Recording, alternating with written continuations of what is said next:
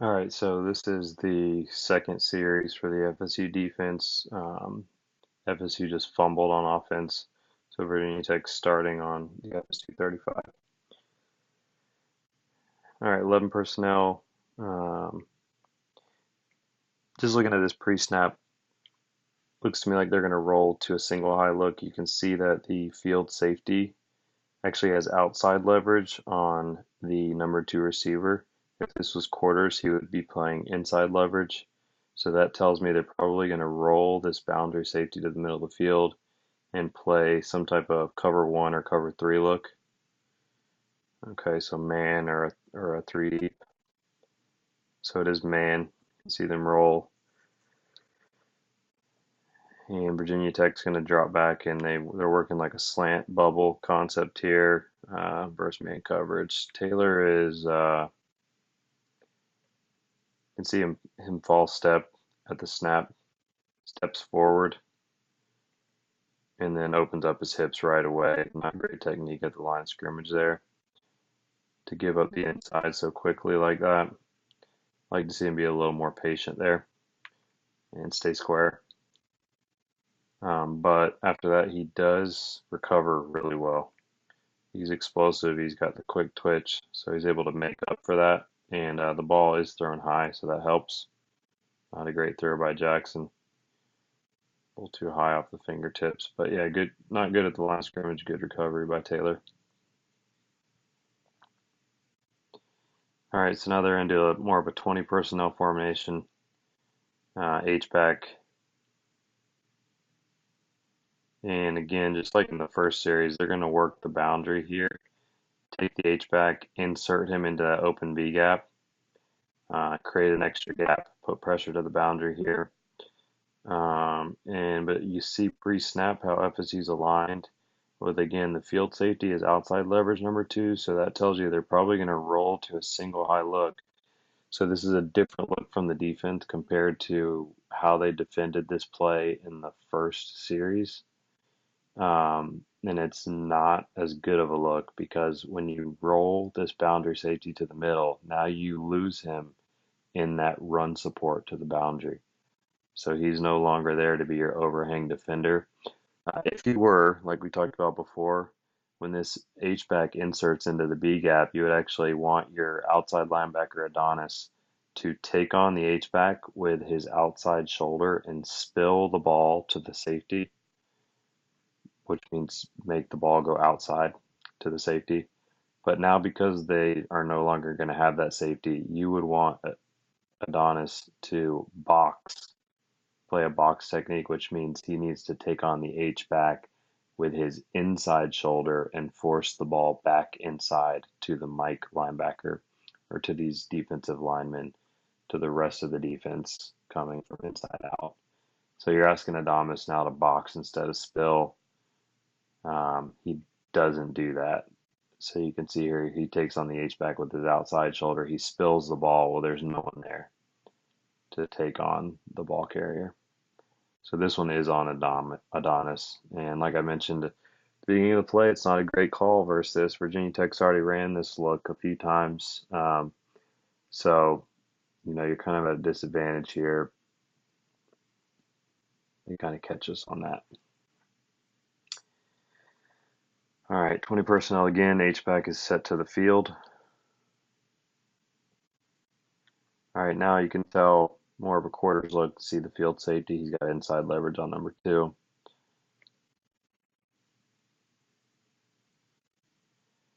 Virginia Tech's going to play action and try to throw to the flat. So this is a route that you feel like you can normally get against quarters.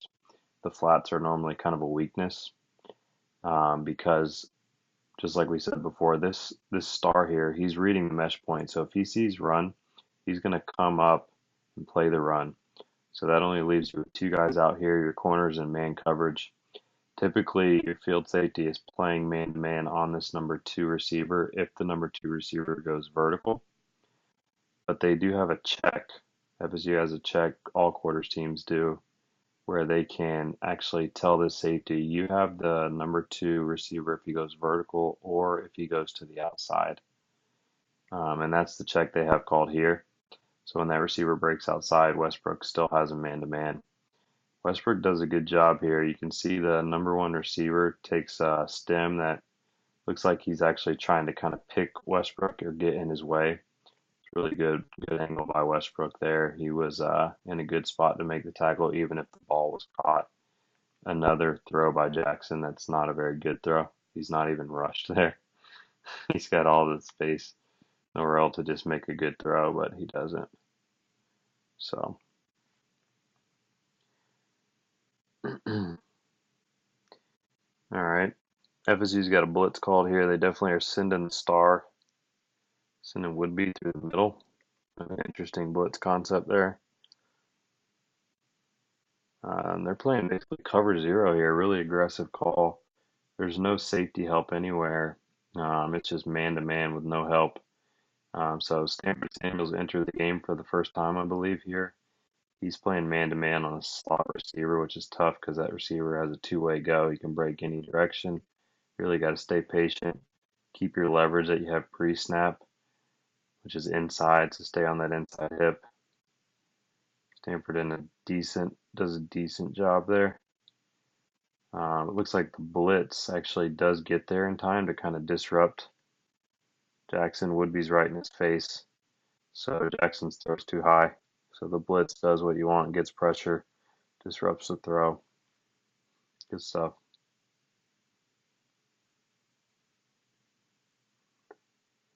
All right, third down, more man coverage from FSU with no safety help. You do have this kind of rat defender here that's going to play underneath and handle any short or crossing routes, while FSU blitzes the other two backers. So they're actually going to send six here, play five in coverage. And Virginia Tech does a smart job to just go to the one-on-one matchup to the boundary. I really like Myers' technique here. So you'll see Myers at the top of the screen. Look at him stay square, stay patient. Coach Barnett says that you want to force the receiver to run around the T. The T is the line from the receiver to the DB. The DB's 2 feet to make the T. So you want to stay square as a DB, force them to stem around you, come off their vertical stem and go around you. And then when they do, you can turn and get hands on them right there. All right, so really good job by Myers. You can see ball's in the air and he's right on the hip.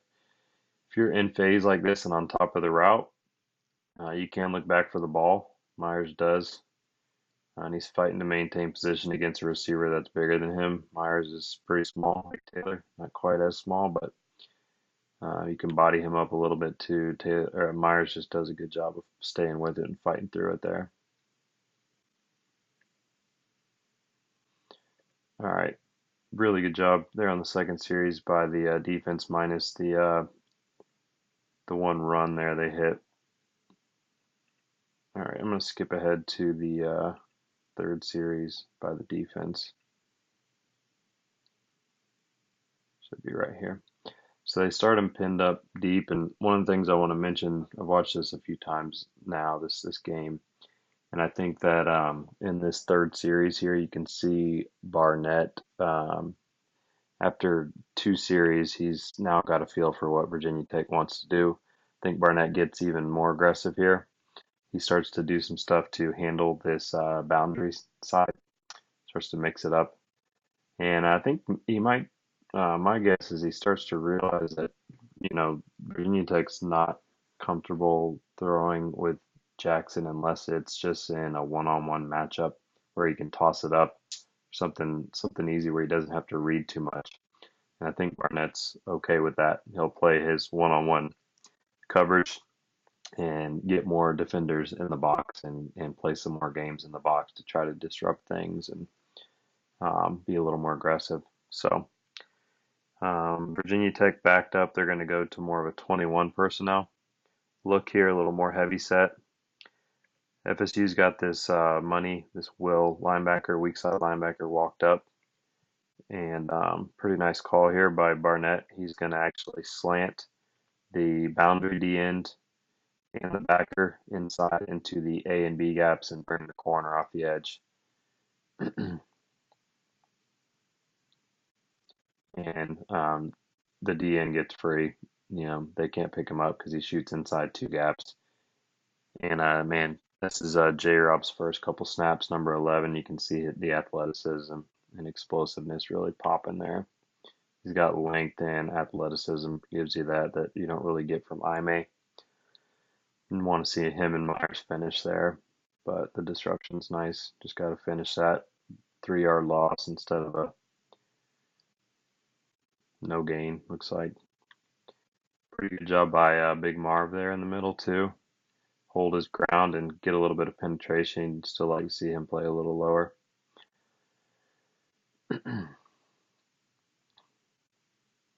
All right, second down here.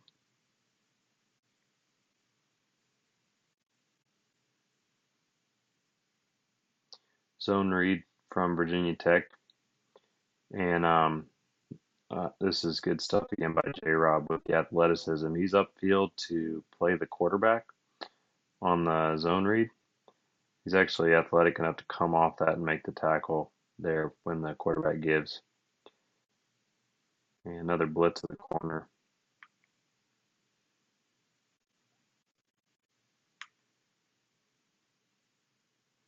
And you can look here to the field side. They've actually walked up, would be the star. So they're bringing a field pressure here. Again, they're going to knife the end, Burns inside. So the idea against some zone schemes, if you can bring some pressure to the field or not to the field, to the front side of the play and disrupt the blocking to the front side, you're going to force that running back to cut back. And that's what FSU gets there. He has to cut back right into the D end and the corner blitz there. It's pretty aggressive, but also sound stuff from the defense. All right, so third and long. This is FSU's third down package for the first time here, I believe. Pretty interesting package. They have 3 down linemen in Kando, Fred Jones, and Burns. 2 linebackers in Warner and Thomas. So your safety is kind of in a more linebacker role on third down. And then Asante Samuel, the true freshman, as your nickelback with your other 4 DBs here. So kind of a 3-2-6 look. FSU is going to put a lot of guys on the line and rush 4. FSU's playing man. They're playing man with their safeties playing the seams. So they're kind of in this intermediate level right at the first down marker to help on any routes, it looks like. So man with some help down both seams. And BT just throws up a prayer to a receiver that's a lot bigger than the corner. So Taylor does a good job here. Taylor clearly knows where the chains are because you can see him kind of muscle up here near the chains. But they've got a fade route called, and you can see the receiver essentially just use his bigger body to box out Taylor. It's a good job by the receiver. It looks like it's something they worked on and knew they could get. And it's pretty tough to do much about that when there's that type of size advantage. You just got to keep fighting. I thought Taylor fought pretty well there.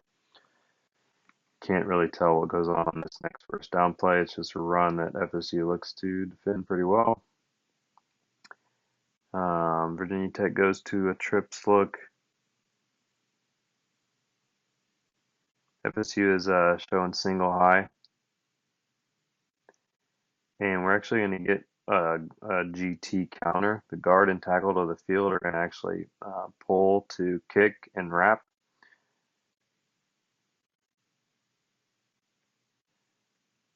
And what you want to see here, Virginia Tech's going to block down with the left tackle, so your D end has to take on this first puller. And then Adonis here wants to attack again the gap with his inside pad and turn the ball back in to the Mike linebacker. Really good job by Adonis here. I mean, that's what he needs to do in this play. He's going to attack. Boom. He's right there taking on that puller with his inside pad, so it forces the running back to come back inside. And you can see D-Jack has scraped to his right, and he's there to make the play. It's a good job. You want to see how your D-line handle against double teams here. So this three technique, which I believe is Fred Jones, he gets a little too high. You can see that high hat by Fred Jones, but he holds his ground pretty well. He's kind of able to re-leverage himself there. And he doesn't give up a lot of ground with two guys trying to block him, which is important. The more ground he gives up, the bigger the hole is for the running back to run through. Good defense there. Back to third down. Back to the third down package. 3-2-6 type look here versus empty from Virginia Tech. This is kind of a unique look. As I said before, Asante Samuels, who's a corner, is the nickelback in this look. They're actually going to spin him to be that deep middle of the field safety. And they're going to play more of a cover three look. It's kind of a three deep, three under. Your corner and your corners and Asante Samuels playing the deep thirds. You have your two safeties again that are kind of playing those seams right at the marker. And then we're going to have one of these guys, I believe it's Hamza, drop to the middle of the field. If I can pause it here and you'll get a good look at it. Nice. So these three playing the unders. And then you have your three in the back with some games up front. They're actually looping Burns around, but he's not going to get there in time because Virginia Tech's getting the ball out quick. Good job by Stanford Samuels here. This is balls in space like this. You got to play really good team defense and know where your help is. It starts by setting the outside, setting the edge with Samuels. He's going to take on the blocker with his inside pad and force the running back inside to where the rest of his defense is. So Hamza here, he struggles to tackle at times. You can see him break down here. In my opinion, he breaks down a little too early. You want to close this space first, get within a yard of the defender or get within a yard of the ball carrier and break down. He does it a little early here, and you see what ends up happening is that he has to lunge, or he feels like he has to lunge to make the tackle. Right? We don't want that. We want to close more space first, break down a little bit later, stay square. Skipped back there, sorry.